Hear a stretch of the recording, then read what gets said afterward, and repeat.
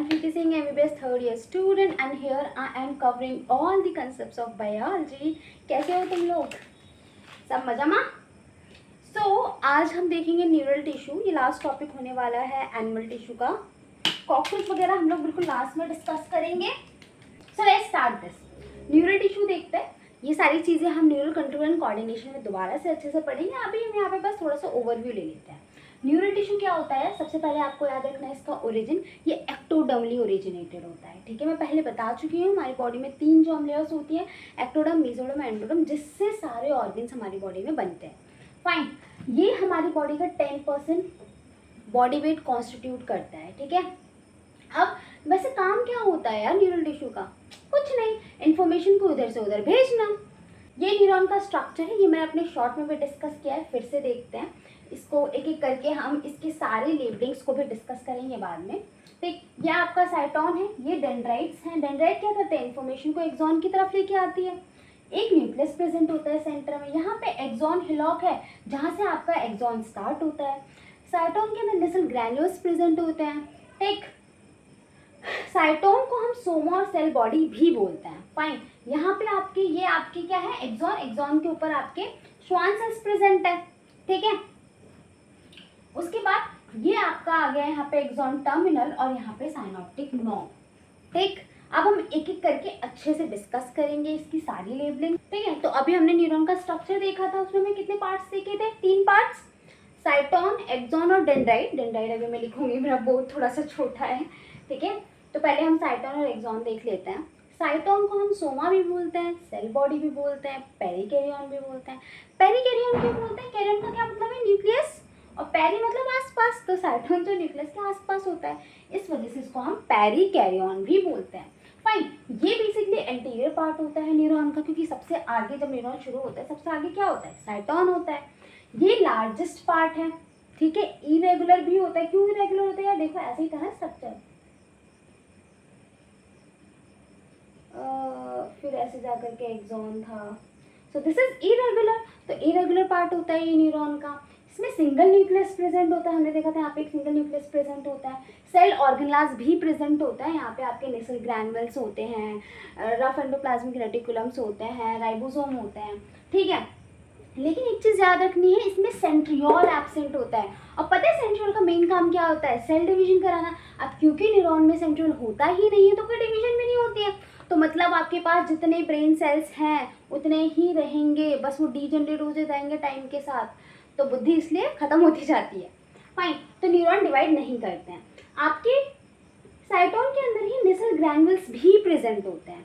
Fine. नेसल ग्रैन्युल किससे बने होते हैं? आपके रफ एंडोप्लाज्मिक रेटिकुलम और राइबोसोम से. ठीक है. ये तो हमने बात कर ली साइटोन की. एक और चीज है एक्सॉन हिलॉक.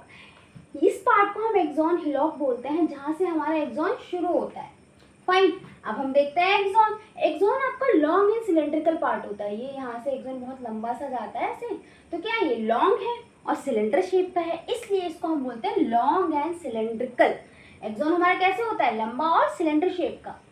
एक्सोलेमा प्रेजेंट होती है क्योंकि इसके ऊपर ना ऐसे मतलब यहाँ पे इसकी प्लाज्मा मेम्ब्रेन होती है एक्सॉन की, जिसको हम एक्सोलेमा बोलते हैं, जिसके अंदर हमारा एक्सोप्लाज्म होता है, cytoplasm of axon. Myelin sheet present होती है. यहाँ पे क्या होता है ना, इसमें स्वान सेल्स होते हैं एक्सॉन के ऊपर. ठीक है. तो ये जो स्वान सेल्स होते हैं ये माइलिन शीट बनाते हैं. ठीक. नोड ऑफ रेनिवर्स प्रेजेंट होते हैं. 2 माइलिन शीट के बीच का जो रीजन होता है उसको हम नोड ऑफ रेनिवर बोलते हैं. Ending of axon is divided into many branches. देखो यहाँ पे जो एक्सॉन की एंडिंग है ये बहुत सारे ऐसे ब्रांचेस बना लेती है. ठीक है. इसी को हम बोलते हैं एक्सॉन टर्मिनल. ये एक्सॉन टर्मिनल हो जाता है. ठीक. अब ये जो एक्सॉन टर्मिनल है, हर एक ब्रांच पे यहाँ पे एक नॉब लाइक स्ट्रक्चर होता है जिसको साइनॉप्टिक नॉब बोलते हैं. तो this is all about cyton and axon. तो यहीं पर हम डेंड्राइट्स भी देख लेते हैं. डेंड्राइट्स आपके सिंगल भी हो सकते हैं एक एक्सॉन में और मल्टीपल भी हो सकते हैं. ठीक है. ब्रांच्ड और अनब्रांच्ड होते हैं. ठीक है. कहीं कहीं पे ब्रांचिंग शो करते हैं, कहीं कहीं पे ये अनब्रांच्ड होते हैं. इनटेक स्टिमुलस का क्या मतलब है? सबसे पहले कोई भी जो इन्फॉर्मेशन आएगी, कोई भी स्टिमुलस आएगा, सबसे पहले कहाँ पर आएगा? डेंड्राइट्स के पास. ठीक है.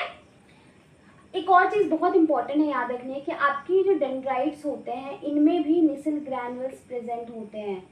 ठीक है, ये जो आपके डेंड्राइट्स होता है, ये जो मैंने बनाया है, यहाँ पे भी नेसल ग्रैन्यूल्स प्रेजेंट होते हैं। फाइन, नेसल ग्रैन्यूल्स का काम क्या है? प्रोटीन सिंथेसिस करने का, क्योंकि वो रफ एंडोप्लाज्मिक रेटिकुलम और राइबोसोम से बने होते हैं, उनका काम क्या होता है? प्रोटीन बनाना। ठीक है, तो अब हम देखते हैं कि न्यूरॉन कितने तरीके के हो सकते हैं on the basis of structure of neuron. मतलब न्यूरॉन का स्ट्रक्चर किस तरीके का दिखता है, कैसी शक्ल दिखती है अलग अलग ऑर्गेनिज्म में, अलग अलग जगह पर, उसके बेसिस पे हम न्यूरॉन को देखते हैं। तो देखो कितने तरह के होते हैं, 4 तरह के न्यूरॉन्स होते हैं on the basis of structure of neuron. पहला ए पोलर। ए पोलर का क्या मतलब है? जहाँ पे भी ए वर्ड आ जाता है मतलब कि कोई चीज़ है नहीं वहाँ पर, ठीक है, एब्सेंस ऑफ समथिंग, ठीक है, ए वो चीज़ रिप्रेजेंट करता है। तो अगर किसी न्यूरॉन में सिर्फ साइटोन होगा, ओनली साइटोन, ठीक है, उसको हम बोलेंगे ए पोलर न्यूरॉन। कहाँ पे प्रेजेंट होता है? आपके नॉन कॉर्डेट्स में। फाइन, यूनिपोलर का क्या मतलब है? यूनि का मतलब एक, ठीक है, मतलब इसमें सिर्फ एक एक्सॉन होगा, तो यूनिपोलर न्यूरॉन। ठीक है, कहाँ पे मिलता है हमको? एम्ब्रियोनिक स्टेज ऑफ कॉर्डेटा में। बाइपोलर मतलब एक डेंड्राइट, एक एक्सॉन और एक साइटोन, तो चलो एक ही होता है, ठीक है, तो उसको हम बोलेंगे बाइपोलर न्यूरॉन। कहाँ पे हमको देखने को मिलता है? रेटिना ऑफ आई में, ऑल्फैक्टरी एपिथेलियम में और टेस्ट बर्ड्स में भी, ठीक है, और कान, हमारे ईयर में ऑर्गन ऑफ कुटाई नाम का एक स्ट्रक्चर होता है, उसमें भी हमको बाइपोलर न्यूरॉन देखने को मिलते हैं। मल्टीपोलर का क्या मतलब है? एक साइटोन, एक एक्सॉन और बहुत सारे डेंड्राइट्स, ठीक है, मल्टीपल डेंड्राइट्स। कहाँ पे देखने को मिलते हैं हमको? कॉर्डेटा के अंदर। सो अब हम दूसरा टाइप देखेंगे on the basis of function of neuron. Neuron कैसे काम करते हैं उसके बेसिस पर 3 तरह के न्यूरॉन्स हैं।